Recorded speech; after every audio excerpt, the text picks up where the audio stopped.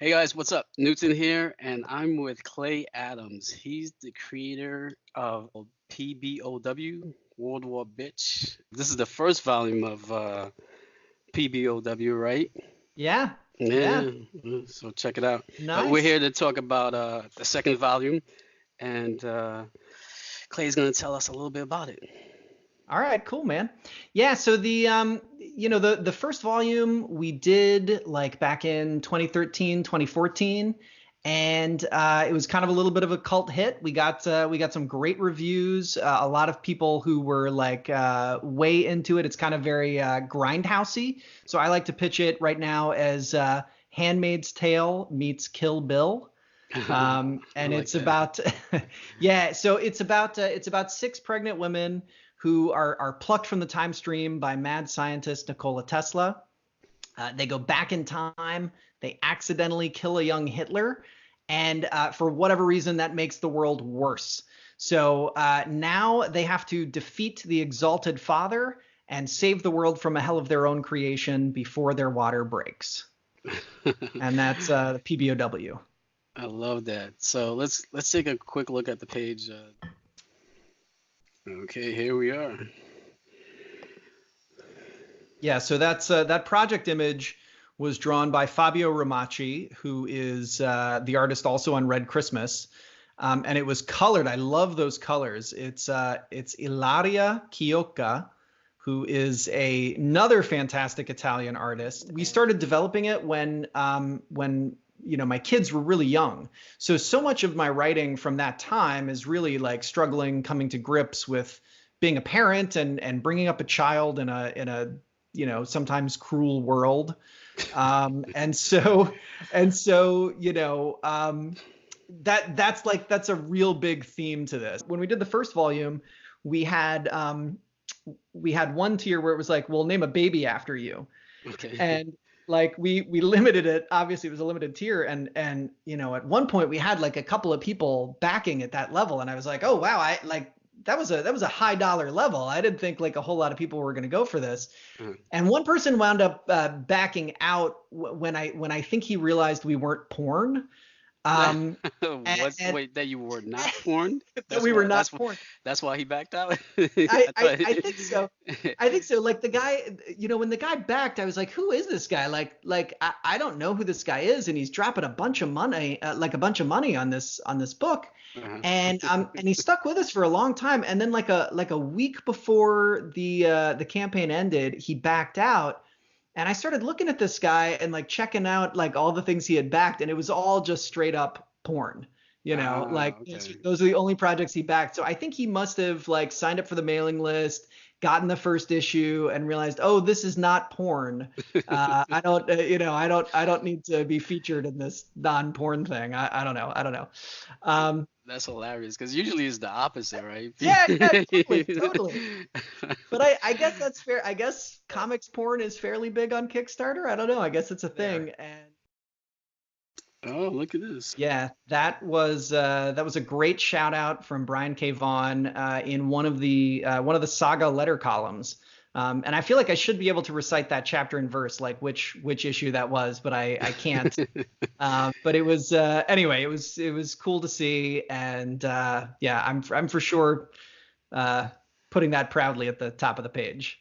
Yeah, so how did you get Brian Cave on to read your book? I hear about you, but PBOW? Well, yeah, so a little peek behind the curtain. So I've actually known him for a very long time. We went to NYU together. Oh, Um okay. and so I took I don't know if you're familiar with what they used to call the Stan Hatton Project. No, And no, what is that? so at NYU they had a program where a couple of Marvel editors would come down, and they would teach a class at night, Oh, okay. like a free class at Hmm. night on how to write comics. And I think you had to be like a film major or a dramatic writing major to be able to get into this class. And so Alexander, Philippe, and Alexander is the co-creator of Friday. He's the co-writer on all of our stuff. Um, he and I took this course, the Stan Hatton Project, and it was the second year of the program. And the first year, so the big the big guy to come out of it, and oh god, now I'm totally blanking on his name. But oh, he had a great run on Deadpool, and he wrote some X-Men, and I'm gonna kick Joe Kelly. Okay. Joe Kelly. And Joe was the big discovery in year one of the Stan Hatton project, and Mhm. he was the AV guy at NYU. So Oh, like, really? so this was like mid 90s, like whenever we had to have a screening, Joe Kelly was the guy who would like wheel in the cart with the TV and the VCR. So then he became the first big discovery out of the Stan Hatton project. So anyway, Alexander and I took this class, and there was this guy in the class that like the editors just fell all over, right? And this guy, he knew everything. He knew everything about the comics. Everything he wrote was so great. And then and so I came home, and I was kind of like complaining to my roommate about this, this nerdy guy in this class. And then like a week later, it turns out they're dating. Oh, And really? that was Brian. It was Brian. And anyway, Brian became like the breakout star of that session of the Stan Hatton project. So anyway, he and I have been friends for a long time, and have supported each other's work. Like I went to all of his signings back in the day when nobody was there because nobody knew who he was. And he was kind enough to read my stuff and give it a nice plug. So I can't thank him enough for that. Yeah, yeah, cool. I love this courageous fuckery. That I was so happy with that pull quote. Kevin actually, he was kind enough to he wrote me out of nowhere. He just sent me a Facebook Messenger Mhm. one day and was like, "Look, I was catching up on all the Kickstarters I backed. I saw PBOW, sitting on the pile. I pulled it out. I thought I was going to read just a couple of pages. He was like, I read the whole thing." And he was like, he said, that is some courageous fuckery right there. And he said a few other things, but I was like, I am totally using that as a pull quote. And I wrote him back, and I was like, hey, Kevin, a few months back you said this. Can I use that as a pull quote? And he was like, well, I would just say, courageous fuckery. And I was like, yeah, that's actually all I was going to take out of that, because it's just perfect. Yeah, another cool quote too is this one, the most messed up comic you should be reading. Yeah, yeah.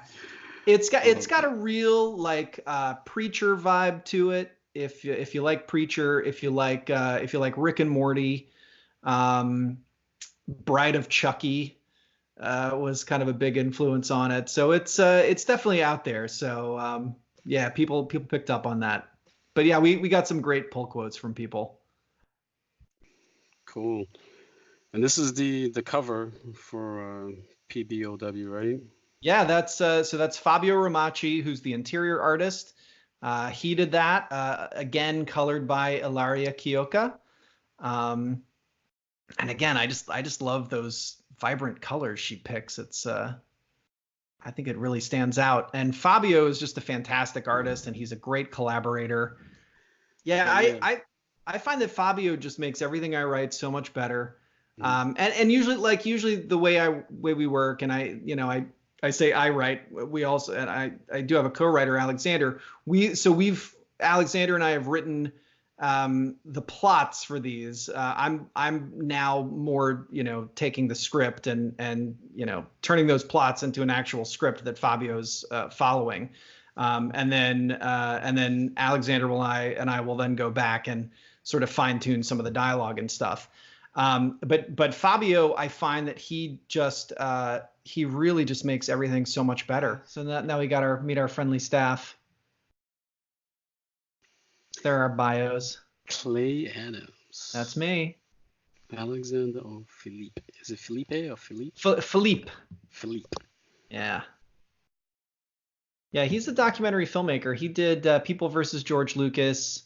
He had a movie last year or a couple years back called 7852 that kind of did a deep dive into Hitchcock's shower scene. And he's got a new one out now about the making of Alien.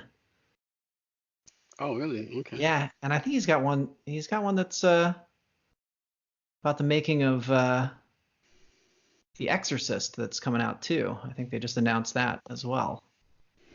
Yeah, I love this. This is when Alexander met Clay. He thought, "What a stupid American." Boy, was he right. That's what I like to say. When I met Alex, I thought, "My, what a sophisticated European," and boy was I wrong. And when he met me, he thought, "Oh, what a stupid American." Boy, was he right. Oh, there's Fabio right here. There's Fabio, burger Bird lover. lover, artist. I love that he drew himself naked wearing an apron. Yeah, I noticed that, but I didn't want to delve into that too much.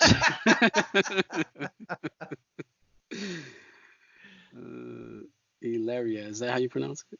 Yeah, they corrected me on my pronunciation. So I was saying Ilaria, which I guess is the American pronunciation, but they wanted to make sure for the video I was pronouncing it correctly the Italian way. You got to roll that R, so it's Ilaria. Well, I can't roll my R, so Yeah, Hilaria is the closest I can. yeah, that's good enough. And then John Eddingfield II is doing one of our backup stories. So we have our hostess character Frida, who's you can see there right below him. She's kind of like our Elvira, Okay. and so she writes our newsletter, and she sort of handles communication with the audience. And anyway, a few years back, it was requested that she get her own story. So we've kind of started a tradition where we'll do a short 6-page Frida story in the back of every book. John's drawing it, and he and we've collaborated on so many things now at this point. Like we have such an easy shorthand where we're working Marvel style on this one. Like literally, I pitched him the story, and he was like, "That's hilarious," and I was like, "I could write this up into a script, or we can do it Marvel method, whatever you want." And he was like, "Let's just do it Marvel method. Like you've told me what happens. Like I can just draw it, and then I'll dialogue it." So I'm looking forward to doing that. I think that's going to come out well. But I really strongly believe that like I want to give you something that you can sit down, and it can take you a while to read. You can savor it over a couple of days, and then hopefully go back and reread it. But I've been really happy with the last couple of books we've made. The last couple of Red Christmases, Refried Comics, like I think those all came out great, and I think this is going to be the best one yet. So I'm stoked, man. Yeah, you should be. Much luck. I know you'll be Yeah, thanks. successful, man. All right, so you can back PBOW, Pregnant Bitches of War, at friedcomics.com/PBOW. Cool.